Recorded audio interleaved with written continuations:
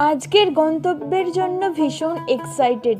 আশা করি দেখে আন্দাজ করেই ফেলেছ কোথায় এসেছি। লাইভ সিঙ্গারা থেকে মিষ্টি সবই এখানে বানানো হচ্ছে। তাহলে বলেই দিই, এটা আসলে আমার মামাদের দোকান, যেটা শুরু করেছিল আমার দাদু। সময় আর বছরের হিসেবে এর বয়স 50 বছরেরও বেশি। আমরা তো সাধারণত কাঁচের ওই পার থেকেই মিষ্টি দেখে অভ্যস্ত, তো আজকে তোমাদের সাথে কাঁচের এই পার থেকে মিষ্টি শেয়ার করলাম। সময় যতই অত্যাধুনিক হোক, সেই পুরানো কলকাতার ঐতিহ্যবাহী মিষ্টিগুলো কিন্তু এখনো পাওয়া যায়। আর একটা কথা শেয়ার করতেই হবে, যেটার জন্য আমিও অবাক হয়েছিলাম।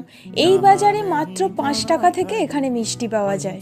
দোকানটা অবস্থিত বেহালা চৌরাস্তা থেকে মিনিট 5 লাগবে। 1 নম্বর কালীপদ মুখার্জি রোডেই অবস্থিত পঞ্চানন মিষ্টান্ন ভান্ডার। প্রচুর সুস্বাদু মিষ্টি খেয়েছিলাম, সাথে লাঞ্চও সেখানে করেছিলাম, সাথে এত মিষ্টি এনেছিলাম। ভিডিওটা ভালো লাগলে সাবস্ক্রাইবটা অবশ্যই করুন।